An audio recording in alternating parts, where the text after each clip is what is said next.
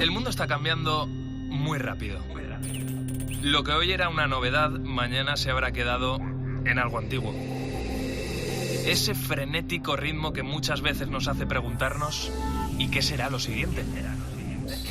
Velocidad que genera incertidumbre, a veces miedo, pero también intriga, ilusión y sobre todo emoción por conocer. La ciencia, la tecnología, la innovación, los cambios sociales nos empujan para seguir avanzando. Soy José Ángel Cuadrado y si tú me preguntas ¿qué será lo siguiente? ¿Qué va a ser lo siguiente? Yo te respondo, esto es lo que viene. Hoy mismo vamos a lanzar a audiencia pública el plan de ciencia.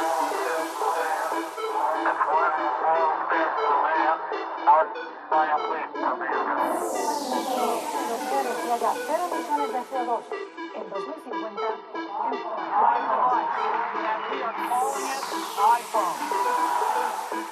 El comité ha llegado a una conclusión científica clara. Es una vacuna segura y efectiva. La tercera misión de SpaceX se ha acoplado con éxito. En COPE, José Ángel Cuadrado. lo que viene.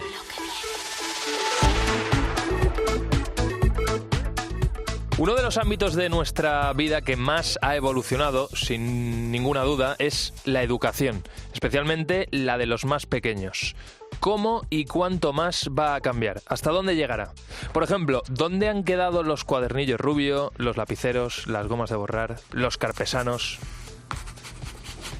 Lo digo yo, que tengo 30 años y la verdad que suena algo viejuno, pero en el fondo no hace tanto tiempo que yo estaba ahí sentado con esos cuadernillos rubio, con los lápices, con las gomas de borrar, con las tizas.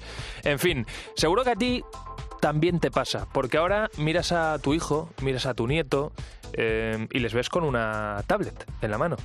Y desde luego ya no hace falta que vayan cargados de libros. Claro, el problema es que aquí, si vamos cambiando las herramientas con las que los chavales de hoy, los niños, aprenden, vamos a tener que cambiar también la forma en la que se enseñan las asignaturas.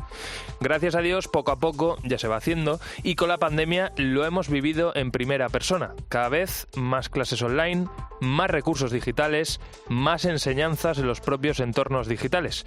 Prepárate porque en nada seguro que los niños, tu hijo, tu nieto, va a clase en el metaverso. Pero si hay algo en que todos estos años no ha cambiado, ¿sabrías decirme qué es, hablando de la educación de los niños? Lo único que no ha cambiado nunca, o en parte, son las aulas. Guillermo, ¿qué tal? ¿Cómo estás? Muy bien, hola, ¿qué tal? Una pregunta muy directa y muy rápida. ¿Van a desaparecer los pupitres de las aulas, Guillermo? Pues mira, también rápido. Yo espero que sí. Espero que desaparezcan, sobre todo como los conocemos ahora, ¿no? Y que exista mucha más variedad de elementos dentro del espacio para aprender que de los que hay ahora. Guillermo Bautista, eres profesor e investigador de la Universidad Oberta de Cataluña. Participas en el grupo que investiga todo esto de lo que vamos a hablar, el cómo serán las aulas del futuro a través del Smart Classroom Project. Oye, Guillermo, tan importantes son los medios como el entorno, ¿no? Es decir, estamos hablando de las aulas. Sí, por supuesto. En realidad, nuestro proyecto y sobre lo que investigamos pone en importancia a las personas, incluso más que, por supuesto, los medios y el entorno, pero la realidad es que los medios y el entorno influyen mucho en cómo aprendemos, ¿no? Empezando por el bienestar de cuando se aprende, todo el entorno modifica, eso lo estamos investigando también, el comportamiento de los niños, incluso también el de los profesores, porque tenemos los primeros resultados que nos dicen que incluso el espacio, cambiar el espacio, las aulas que tú decías, pues también modifica la metodología y cómo el profesor atiende a los alumnos, cómo circula por el aula, cómo atiende a todo el grupo. Entonces es muy importante realmente ese entorno. Claro, ahora, Guillermo, si te parece, vamos a hablar de lo que va a venir a partir de ahora o de lo que sería ideal, ¿no?, que viniera a partir de ahora en la educación, pero por poner un poco de contexto y entender por qué las cosas se han hecho hasta ahora de esa manera. Claro, si pensamos en un colegio, yo por ejemplo estoy tratando de imaginar cómo era el mío, había un pasillo muy largo y a ambos lados de ese pasillo había clases, ¿no? Tú te asomabas a una clase y al final lo que veías eran un montón de mesas dispuestas de la misma manera, todas mirando con los alumnos hacia la pizarra. Y al lado de la pizarra, lógicamente, el profesor. ¿Por qué tradicionalmente, Guillermo, las aulas se han concebido de esa manera? Pues mira, en un gran porcentaje de casos sigue siendo así, o hay unas pequeñas variaciones, ¿no? Y realmente eso es lo que nosotros queremos cambiar. Pues porque responden a una metodología y a una forma de enseñar y aprender que podríamos denominar que es industrializada, ¿no? Desde hace ya muchos años, muchas décadas, se ha instaurado la idea, ¿no?, tradicional de que la enseñanza transmisiva, en la que el sujeto aprende de forma pasiva, quizás también por sostenibilidad, ¿no?, por simplificar el proceso, es la mejor forma o incluso la única, pero hoy día ya sabemos que esa no es la mejor forma de aprender, especialmente para una buena parte de los niños y las niñas y los jóvenes, ¿no? Claro, ¿cuál es esa nueva forma, buena forma de aprender? ¿Cómo se tienen que construir los espacios en función de lo que estáis investigando vosotros, Guillermo? Pues mira, de forma simplificada, el alumno, el niño, la niña, el joven tiene que ser un sujeto activo del aprendizaje. Entonces, nosotros seguimos todo un proceso de acompañamiento a los centros, a los grupos de profesores, en los que primero incluso llamamos que los deseducamos y luego les hacemos reflexionar y vamos concretando a través de diferentes fases y diferentes estrategias el ir acordando cómo tiene que ser el espacio. Pero al final aplicamos unos principios que salen de nuestra investigación y los espacios tienen que, en primer lugar, tienen que fomentar el bienestar, tienen que ser confortables, que actualmente realmente no lo son. Y eso influye. Tenemos investigación que, pues mira, si nos fijamos en la calidad del aire, en la temperatura, en cosas tan sencillas ambientales, ya sabemos que eso influye en el comportamiento, ¿no? Entonces, en primer lugar, tienen que ser confortables física y psicológicamente. Tienen que ser espacios flexibles, que fomenten la colaboración, porque los avances en la ciencia del aprendizaje nos dicen que se aprende mejor cuando hay interacción intensa con otras personas, entre iguales. Tienen también que fomentar el movimiento, el cambio de posición en las personas, el que les permita cambiar de grupo, estar ahora en un sitio, estar en otro. Los niños tenemos que tener en cuenta que necesitan la mayoría de ellos moverse, ¿no?, con cierta asiduidad, ¿no? Asiduidad, eso. Entonces, fíjate que antes comentaba, ¿vas a desaparecer el pupitre? Pues este es uno de los elementos importantes. El pupitre es un elemento que hace que el niño no se mueva. Siempre está sentado en la mesa con su silla y es un elemento de control importante para el profesor, pero a la vez realmente es un elemento muy incómodo porque un niño, los más pequeños, pues sabemos que requieren que se muevan y nosotros la experimentación que hacemos en nuestra investigación vemos que cuando a los niños dejamos que cambien de posición, que cambien de lugar en el espacio, tienen un mucho mejor comportamiento. Tiene que ser un espacio que fomente la fluidez, evidentemente tienen que ser seguros, tenemos que ir hacia espacios sostenibles, armónicos, mucho más bonitos, dijésemos, ¿no?, desde el punto de vista de la estética, y por ahí tiene que ir. Bueno, o sea, que espacios confortables, como tú decías, que generen bienestar en los alumnos, flexibles para poder mover, que no sean aulas museo, ¿no? Es decir, que las mesas sea fácil moverlas de un lado para otro, la pizarra, en fin, o no ya una pizarra como la que conocemos hoy en día, sino que sean a lo mejor pizarras digitales, que haya un par en las paredes y que se puedan mover, y luego espacios sostenibles. Eso me ha quedado muy claro. Claro, Guillermo, el siguiente paso es el siguiente. Vamos a hacer aquí un ejercicio de imaginación, ¿vale? Me voy a poner en mi propio caso y quiero que me describas cómo debería estar construida mi casa. Yo en 2 meses voy a ser papá, mi niña en unos años estará en ese punto, ¿no?, en el de empezar a aprender. Entonces imagínate, yo llego a mi casa, ¿vale? Toco la puerta de la casa. Me abre mi mujer. Doy 4 pasos y llego a la habitación donde en el futuro va a aprender mi niña. ¿Esa habitación cómo debe ser? A ver, yo creo que nosotros lo que diseñamos son espacios escolares, el hogar es otra cosa, pero los mismos principios que te he dicho antes, yo creo que se pueden aplicar perfectamente. De hecho, nosotros tenemos un término que lo llamamos hogarización de las escuelas, que un poco va por yo les pregunto a muchos profes con los que trabajamos, muchos docentes, ¿no? Sí. Oye, ¿tú harías eso en tu casa? Esto que estás haciendo en tu aula a nivel decorativo, organizativo, de colocación de ciertas cosas en las paredes o incluso en los cristales, ¿no? Les preguntamos, ¿tú harías eso en tu casa? Y entonces se queda muy pensativo y dice, oye, pues la verdad es que no.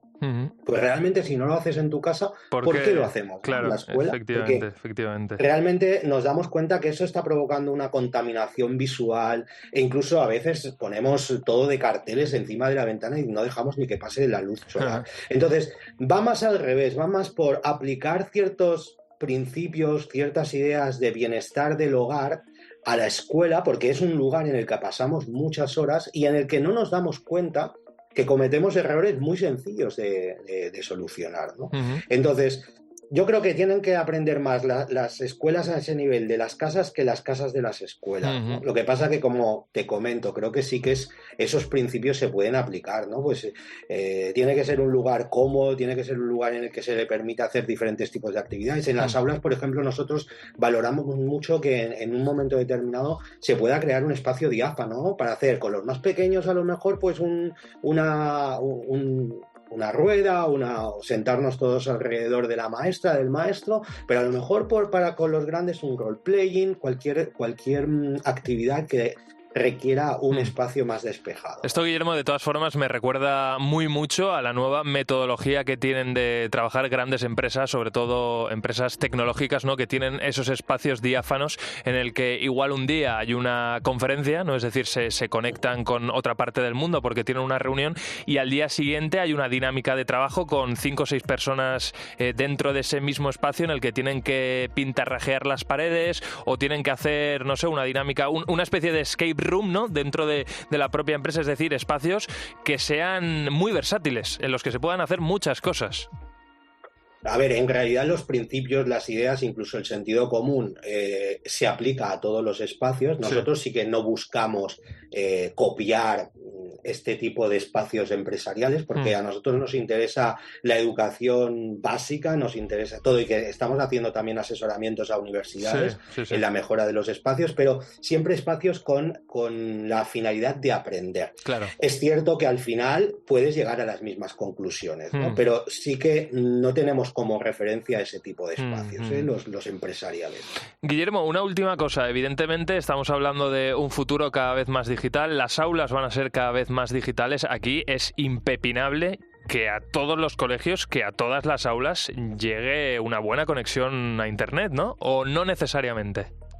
Sí, nosotros tenemos unos principios que aplicamos. Uno de ellos es la conectividad y evidentemente tenemos también la idea de integrar en los espacios de aprendizaje de forma invisible la tecnología, y esto no es más que solo usarla cuando se necesite, ¿no? Qué bueno. A diferencia de lo que es las aulas tradicionales de ordenadores, en los que la tecnología juega el papel central, el papel preeminente, ¿no? Y ahora, por suerte, con la portabilidad de los elementos digitales ya puedes esconder más, ¿no? lo digital, pero nosotros pretendemos que lo digital se use solo y esté en el espacio cuando sea necesario, ¿no?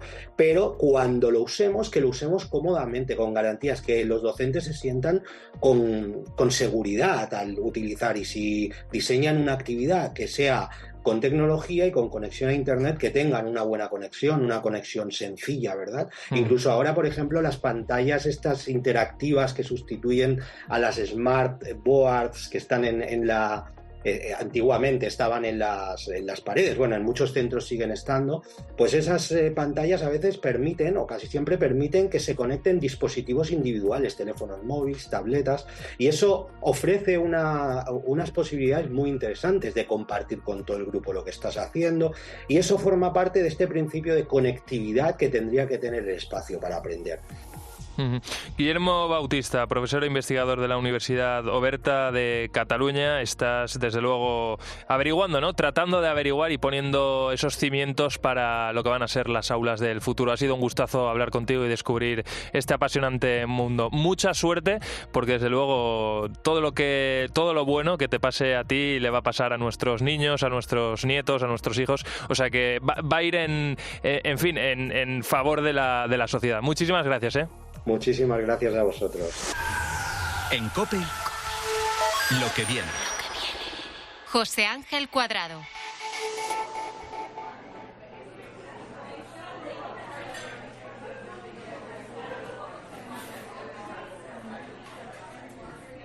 Qué restaurante tan chulo al que me has traído. ¿Has visto? Pero lo mejor no es el sitio, es la comida. Desde luego, esto que tengo delante tiene una pinta de muerte. Vaya pedazo de hamburguesa, ¿eh? Quita.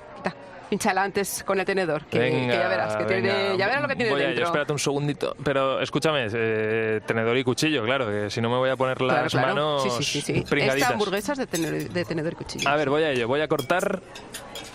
Espérate, María, pero si esto es un puré. ¿Has visto? Es un puré. A ver, voy a probarlo. ¿Sorpresa? ¿Puré de patatas? Sí, de patatas, muy bien. Vaya olfato que tienes. Puré de patatas. Oye, y ahora tengo aquí... Estos son las patatas fritas. A ver, voy a pinchar una. Ostras, pero si también se deshace. A ver, en este caso voy a probarlo. Esto me sabe... ¿A qué? A ver, adivina.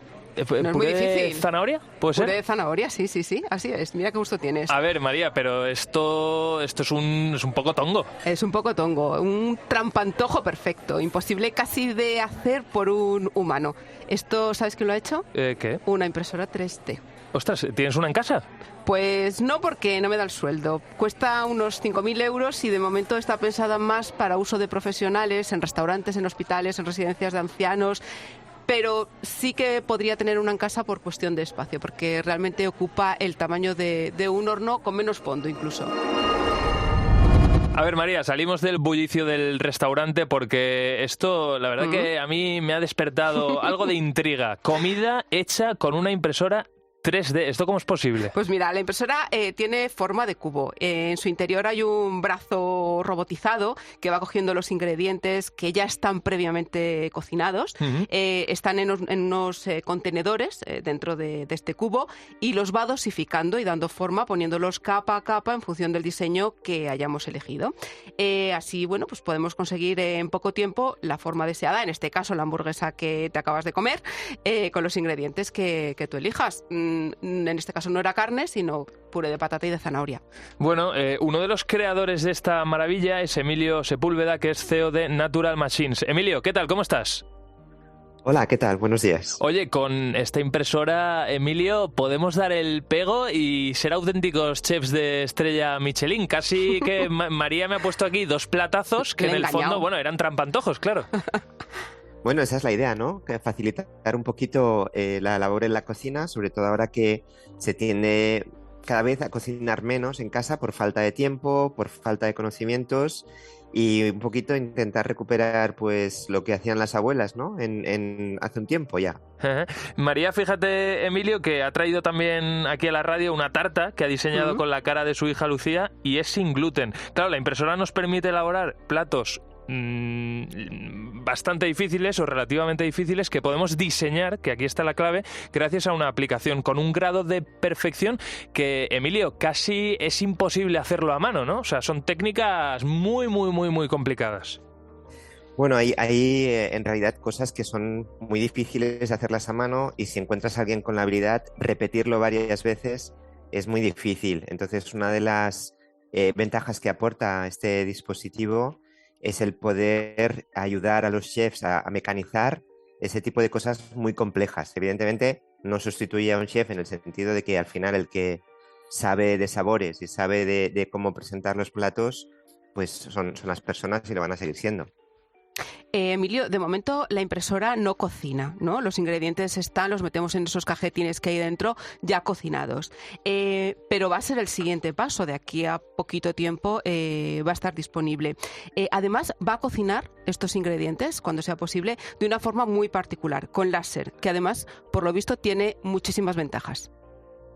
Sí, correcto. Nosotros estuvimos viendo que para poder entrar en las cocinas domésticas en casa, al final las cocinas tienen el tamaño que tienen y hay que quitar algo para poder poner algo nuevo. Entonces, añadir esta funcionalidad de cocción era necesario, poder sustituir a un horno o a un microondas, y la tecnología que encaja mejor y que estuvimos probando durante varios años es por láser. El láser, la ventaja que tiene es que consume mucha menos energía comparado con un horno, por ejemplo. Estamos hablando de un 80% de ahorro, y además cocina a una temperatura más baja, con lo cual se evita la creación de esas sustancias negras que son cancerígenas y que no ayudan mucho. Y además, al cocinar a esta temperatura baja también mantenemos dentro pues todas las propiedades y mantenemos pues la humedad natural de los alimentos, lo cual los hace más jugosos. Claro, Emilio, porque una cosa, yo me estoy imaginando ya a Pedro, que nos está escuchando ahora mismo, o a Marta,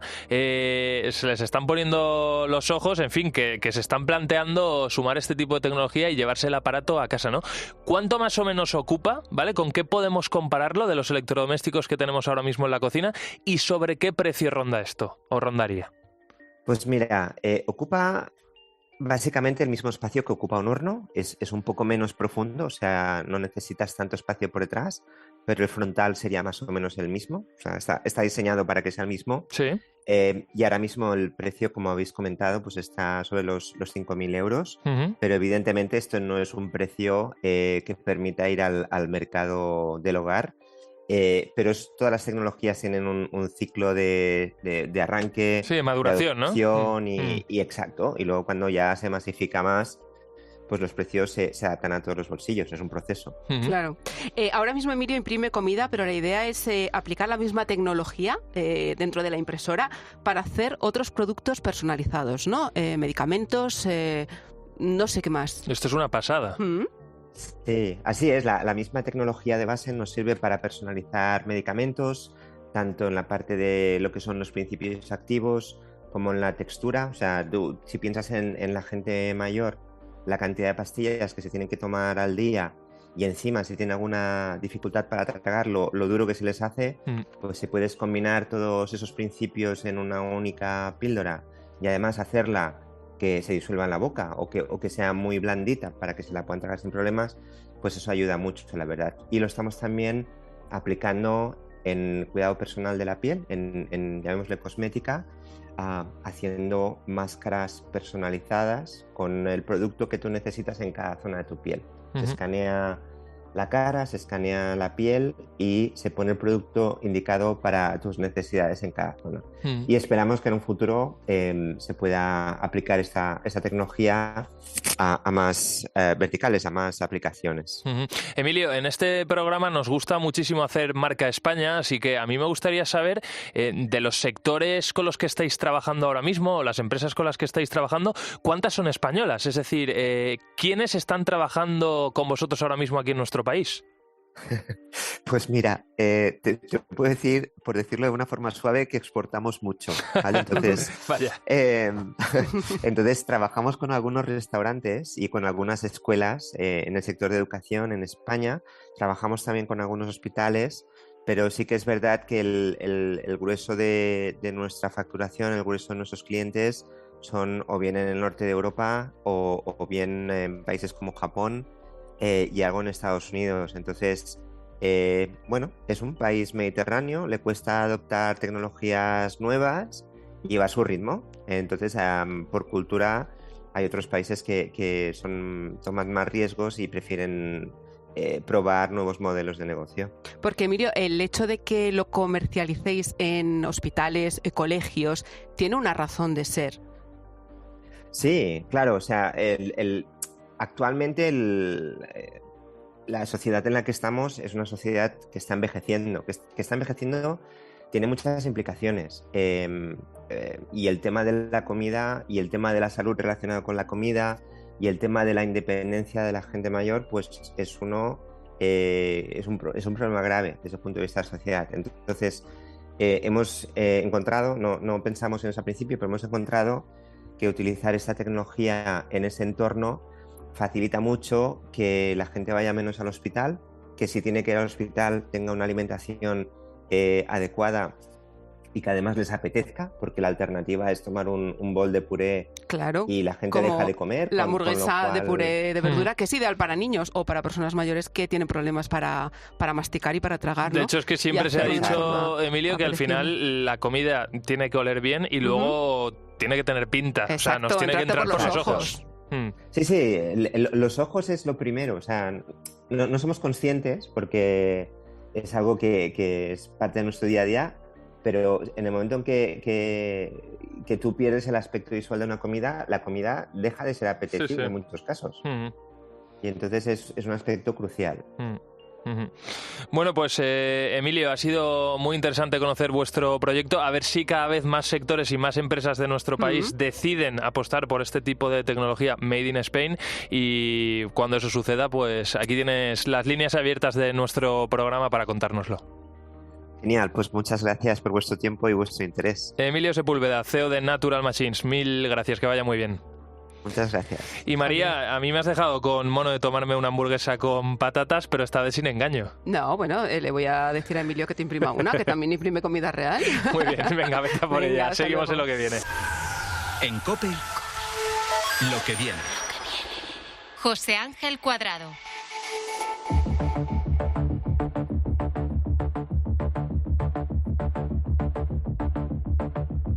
Seguimos aquí en lo que viene y precisamente vamos a seguir hablando de la impresión 3D, porque esta tecnología, como te venimos contando estas semanas, avanza a pasos agigantados.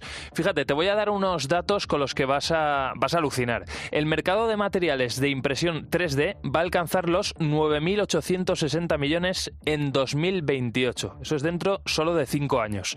Los sectores que más están apostando por esta tecnología ahora mismo son el de los coches, el automovilístico, el aeroespacial y también el sanitario. En los próximos 10 años, el 20% de los materiales que circulen por el mundo, es decir, 2 de cada 10, se habrán fabricado con una impresora 3D, o esa es la previsión. Y a partir de 2040, 3 de cada 10 hogares van a tener una impresora 3D en casa. Aún queda un poquito, pero no está tan lejos como podemos pensar. De momento, desde luego es una tecnología bastante cara. Parece que son todo, por un lado, ventajas, porque nos ayuda, por otro, algún inconveniente como el precio. Y esta tecnología tiene, es verdad, algunas limitaciones. Una de ellas, como te decía, es el precio. El resto las vamos a descubrir a continuación, porque, fíjate, quiero que nos detengamos en el sector industrial. ¿Qué sucede en el sector industrial? Pues que ahí tienen también un pequeño problema, y es la fiabilidad de las piezas. Rubén García, ¿por qué existe este problema, el de la fiabilidad de algunas piezas? Hola, muy buenas. Pues bueno, en primer lugar, aunque las impresoras 3D han evolucionado mucho, bueno, aquí nos estamos refiriendo a impresoras 3D de pieza metálica, ¿vale? Aunque han evolucionado mucho, no pueden garantizar al 100% que las piezas estén libres de defecto. Entonces podemos encontrarnos piezas que tengan algún poro, alguna falta de fusión, bueno, algún tipo de defecto que una vez puesta en servicio haga que la pieza rompa prematuramente. Vale, ese es uno de los principales problemas. Claro, Rubén, de todas formas esto parece que va a cambiar, y todo gracias a una empresa de Burgos. Hacemos aquí, como siempre, marca España, y a Rubén García, que es Project Manager de la tecnología HIP de Hyperbaric. El HIP es un proceso fácil de explicar, pero no sé si es fácil de llevar a cabo. Rubén, a ver. Pues tú lo has dicho bien, es un proceso bastante fácil de explicar, diría yo, pero el llevarlo a cabo es bastante complicado. Hace falta tener un expertise en altas presiones que en Hyperbaric pues hemos desarrollado a lo largo de los 20 años de vida. Porque, entonces, ¿en qué consiste exactamente el proceso? A ver, cuéntanos. Sí, es un tratamiento térmico. Yo creo que todo el mundo se imagina cómo es un tratamiento térmico de una pieza metálica. Al final lo que haces es calentar y enfriar la pieza de una forma determinada para conseguir que ésta tenga las propiedades que tú quieras. La particularidad es que este tratamiento térmico lo hacemos dentro de una cámara a presiones altísimas. Estamos hablando de presiones de unos 2000 bares. Y entonces el efecto que esto tiene sobre la pieza es que gracias a la combinación de alta temperatura y alta presión, pues esos pequeños defectos de los que hablábamos que puede tener la pieza, pues los eliminamos. Claro, te voy a preguntar de todas formas dos cosas muy concretas, Rubén. Por un lado, ¿qué tipo de piezas o con qué tipo de piezas trabajáis? ¿A cuáles le estáis implementando ya esta tecnología? Y segundo, que nos hagas un poco una equivalencia con esa presión. O sea, ¿con qué podemos compararlo? Sí, bueno, hemos hablado de 2000 bares, que para ponerlo un poco, para poner una referencia, pues bueno, las ruedas de los coches pueden tener 2 bares, las de los camiones 9. Si te consiguieras bucear al fondo de la fosa de las Marianas, pues sentirías 1000 bares de presión, algo más de 1000 bares de presión. Y esto es 2000. Pues esto es 1080. Y nosotros estamos hablando de 2000. Claro. Que es, pues 2 veces esa presión. El doble. Es una presión altísima. ¿Y qué piezas? ¿A qué piezas les metéis caña? Pues se aplica a una gran cantidad de piezas, pero últimamente, como nos has venido hablando, pues el sector estrella es el de las piezas fabricadas por tecnologías aditivas, ¿vale? Que es el sector que más está pujando ahora mismo. Y se aplica sobre todo porque el HIP es un seguro. Al fin y al cabo, cuando fabricamos estas piezas buscamos que tengan la mayor ligereza posible, las mayores funcionalidades posibles, y sobre todo queremos garantizar que si ponemos estas piezas, por ejemplo, en un motor de avión, pues no fallen nunca. Uh-huh. Y esta es la razón por la que gran parte de las piezas que se fabrican por aditiva para el mundo aeroespacial pues tengan que ser sometidas a un proceso de HIP. Claro, pero yo me estoy poniendo ahora en la piel de alguna de las personas de las que nos están escuchando, o yo mismo, ¿no? Y hablas de piezas de un avión, por ejemplo, le habéis a esa pieza en concreto, tú le habéis metido, ¿no?, esta tecnología por medio, o la habéis sometido a este proceso. Háblanos en concreto de qué pieza y qué conseguimos en ese avión. O sea, imagínate que la pieza ya está colocada en el avión. ¿Qué vamos a evitar? Vale, bueno, te voy a contar un caso que hemos procesado últimamente, y ha sido, por ejemplo, un herraje, una especie de engranaje que va en un satélite. Este satélite ha sido lanzado en un cohete de SpaceX, que todo el mundo conocemos. Sí, la empresa de Elon Musk, sí. Sí, y bueno, pues permite el poner una pieza con un peso bajísimo, porque ha sido optimizada topológicamente y fabricada por impresión 3D, y además te permite la garantía de que no va a fallar, porque bueno, ya todos sabemos que es muy difícil subir a reparar un satélite, ¿no? Uh-huh. Entonces tienes que, por decirlo de alguna forma, poner todas las tecnologías disponibles para evitar que esa pieza falle. Con nosotros hoy también está aquí en Lo que viene Carole Tonello, que es vicepresidenta de Hyperbaric y directora de desarrollo de negocio. Carole, ¿qué tal? ¿Cómo estás? Bienvenida. Bien, muchas gracias. Oye, es un placer tenerte aquí con nosotros. Estamos hablando de un proceso, de una tecnología que no solo es único en España, sino prácticamente en toda Europa, ¿verdad? O sea, hay muy pocas empresas que hacen lo que hacéis vosotros. Sí, tenemos muy pocos, hay muy pocas empresas como las nuestras, porque se necesita ser como nosotros, pues experto en altas presiones, como lo acaba de decir Rubén, y hay muy pocas empresas que tienen esta expertise. Nosotros somos una empresa que trabajamos en el tema de altas presiones desde hace 20 años, somos el líder mundial para la compresión de agua, que sirve en una tecnología que es para procesar alimentos, y luego desde hace más de 5 años estamos trabajando sobre la tecnología de HIP, que acabamos de comentar, y tenemos otro negocio que son los compresores de hidrógeno para la movilidad sostenible. Para los coches para alimentar, para llenar tanques a alta presión, hasta 700 bares en este caso, para coches que funcionan con pila de combustible, y el combustible es el hidrógeno presurizado.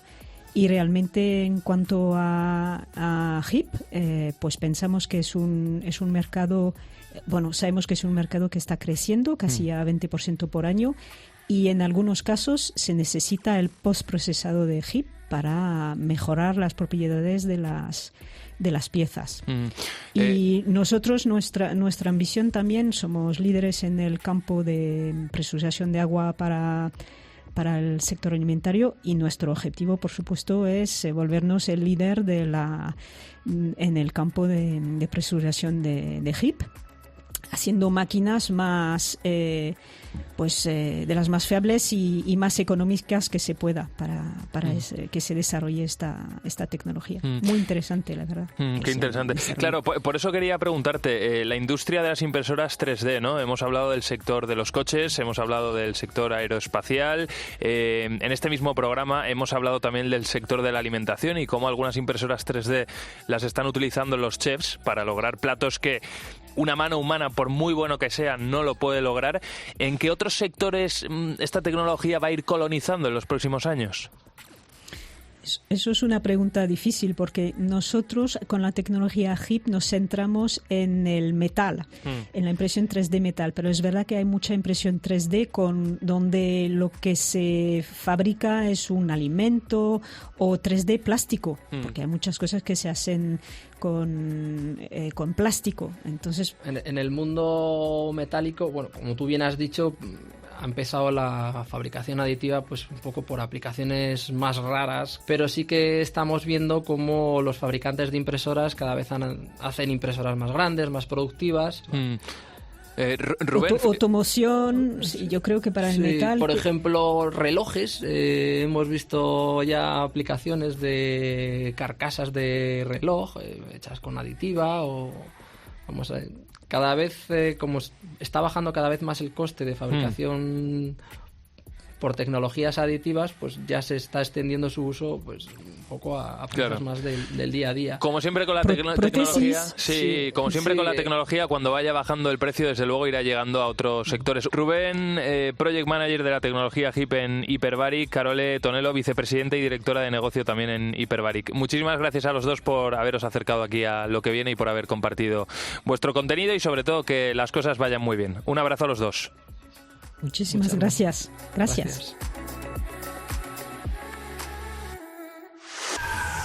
En COPE, Lo que viene.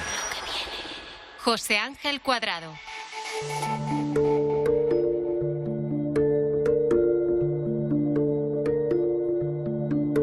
Seguimos aquí en Lo que viene y una semana más nos vamos a ir de viaje. Sí, vamos a hacer las maletas, vamos a comprar un billete para visitar un nuevo mundo, un lugar en el que vamos a descubrir cómo va a ser el futuro. Os invito a subir al tren de los libros y quiero saludar a su maquinista, que es Jacobo Pérez. ¿Qué tal, Jacobo? Hola, José. Pues la verdad que no sé si el tren, pero sí que nos vamos a ir de viaje. Oye, ¿nunca te has preguntado para qué sirven estos botones? ¿Cuáles? ¿Los de la mesa? Sí, esos. En concreto el rojo grande. He estado antes hablando con Álvaro, nuestro productor, y me ha explicado cómo funcionan algunas cosas del estudio. Oye, ¿te parece si lo aprieto? Bueno, tú lo has dicho, nos vamos de viaje, ¿no? Venga, va, pues a ver qué pasa. 1, 2 y 3. A ver, Jacobo, ¿qué es esto? ¿Dónde vamos? Agárrate.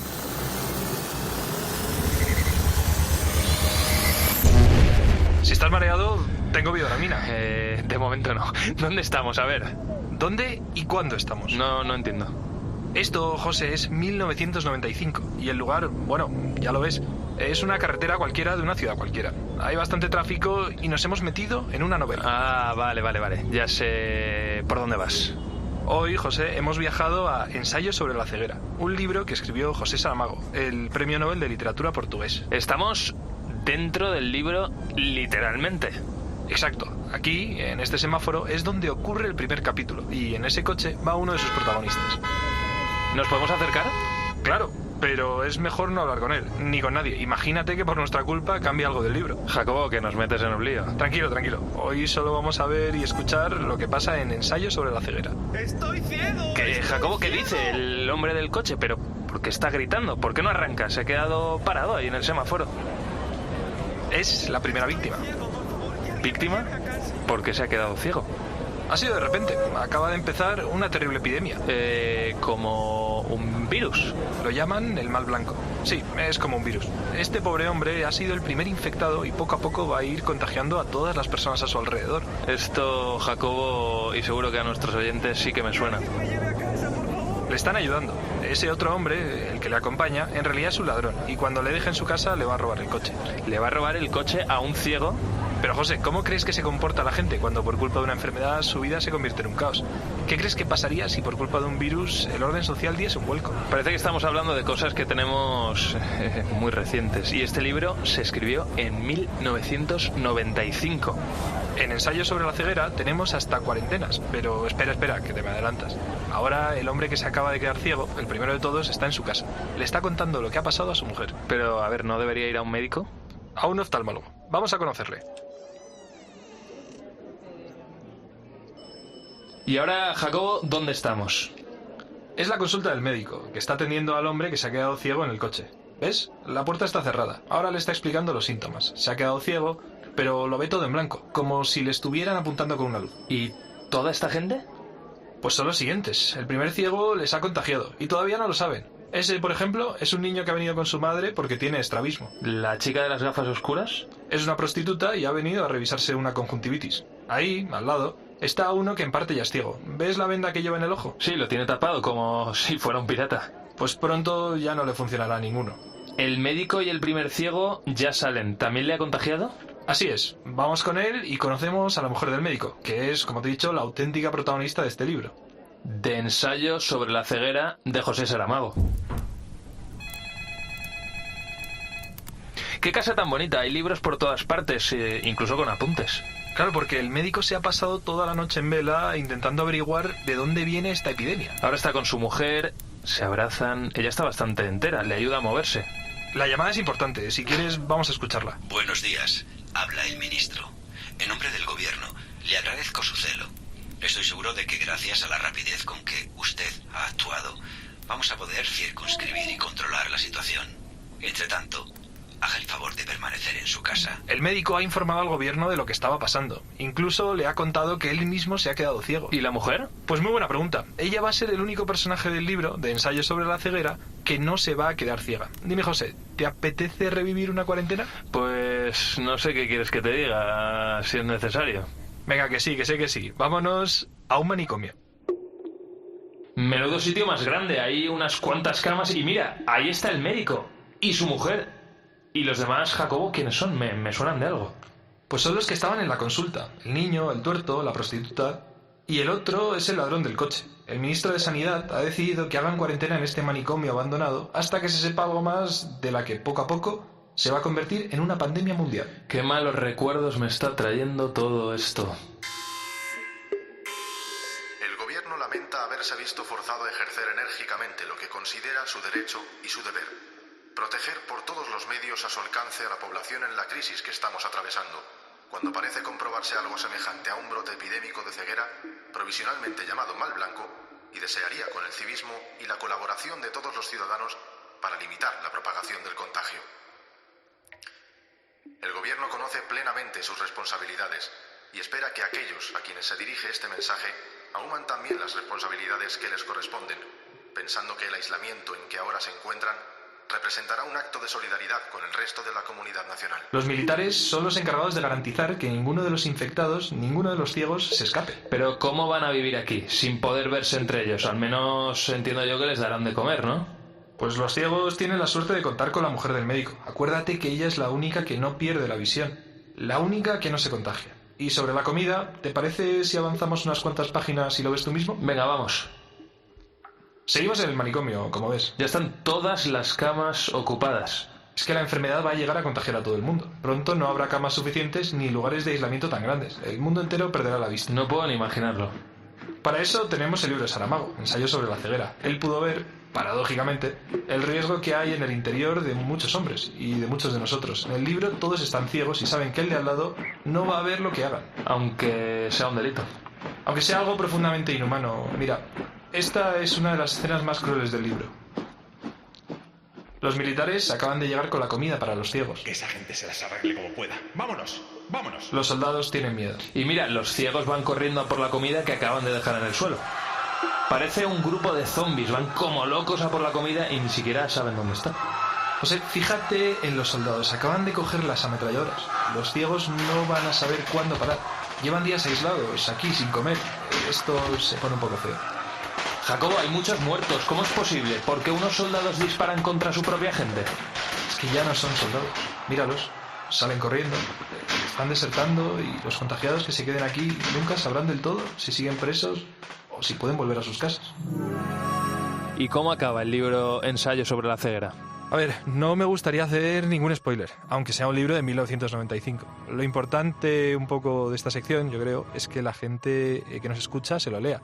Y quien se anime a leerlo, pues podrá seguir a la única persona que no se ha quedado ciega, es decir, a la mujer del médico, hasta un futuro en el que todos los demás seres humanos sí se contagiarán. Entonces veremos cómo se comporta la gente cuando pierde la vista de forma masiva, cuando cree que cualquier cosa que haga no tiene consecuencias. Ensayo sobre la ceguera nos habla de los rincones más oscuros que tenemos como seres humanos. Una enfermedad, una crisis global que, a diferencia de lo que se ha dicho, no siempre saca lo mejor de nosotros. Y eso lo supo ver José Saramago en 1995, más de 2 décadas antes de que palabras como coronavirus, pandemia o cuarentena se convirtiesen en intrusos habituales de nuestras conversaciones. Muchas gracias, Jacobo, y a por el próximo libro. Muchas gracias a ti, José.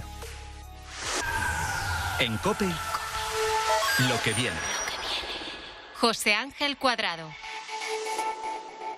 En mayo de 2019, a Tonet Ferrer le cambió la vida. Perdió a uno de sus grandes apoyos vitales.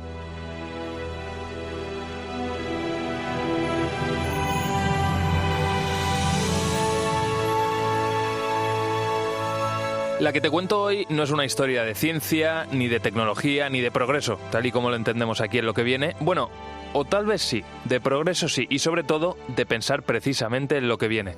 4 años antes, Tonet había decidido cambiar una claqueta de cine, había dirigido varios proyectos, por las tablas de un teatro.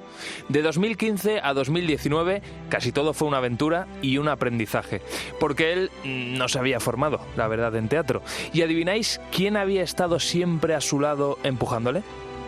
Pues su familia y particularmente su madre Marianne.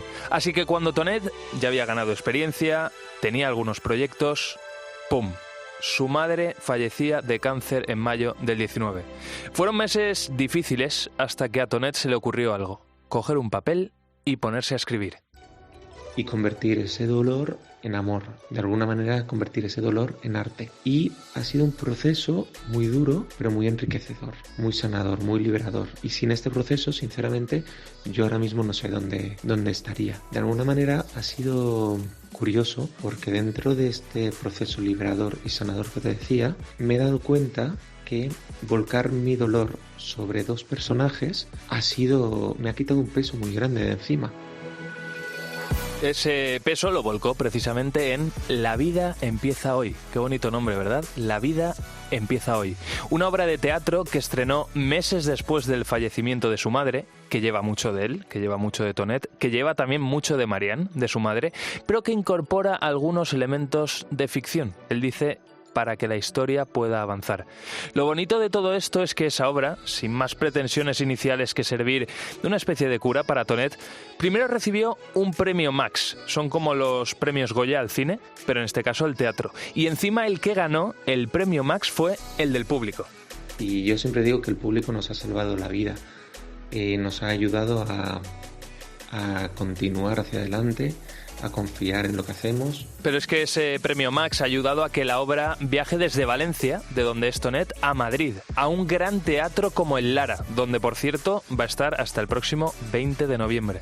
Es una obra muy bonita. Y no solo eso, el reconocimiento y la bonita historia de La vida empieza hoy le ha permitido a Tonet estrenarla en el que era el teatro favorito de su madre en Valencia, el Teatro Thalía. Aquí esta historia sí tiene algo de progreso, algo de lo que viene. Esperanza, trabajo, compromiso, mucha entrega y, por supuesto, el apoyo de los que más nos quieren. En este caso para Tonet, de su padre Tono, de su hermana Belén, de sus abuelos. Me han apoyado en todos los sentidos, siempre que lo he necesitado, pero ya no solo de cariño, sigue adelante, lucha por esto, sino de: oye papá, quiero producir esto, pero me falta dinero, no te preocupes, ya me lo devolverás. oye, necesito un sofá, coge el de casa, llévatelo y nos sentaremos en sillas. Ahora por ejemplo, necesitaba muchas plantas para hacer me fui del pueblo y me llevé todas las plantas de la casa y no pasa nada. Porque en la vida, como en casi todo, lo importante es tirar para adelante, sin olvidarnos, por supuesto, de todo aquello y de todos aquellos que nos acompañaron durante el camino. Soy José Ángel Cuadrado, esto es Lo que viene, seguimos en cope.es y en las redes sociales. Buena semana y hasta siempre. En COPE, lo que viene. José Ángel Cuadrado.